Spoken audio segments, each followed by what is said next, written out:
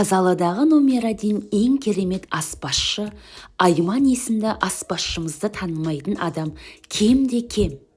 Балғын 1,5 метрлік торттардан бастап дастарханның сәнін келтіріп жүрген өнерлі аспазшы осы күнге дейін 400-ден аса той ұзату, құдалықтың дастархандарын жасап, елден алғыс алуда.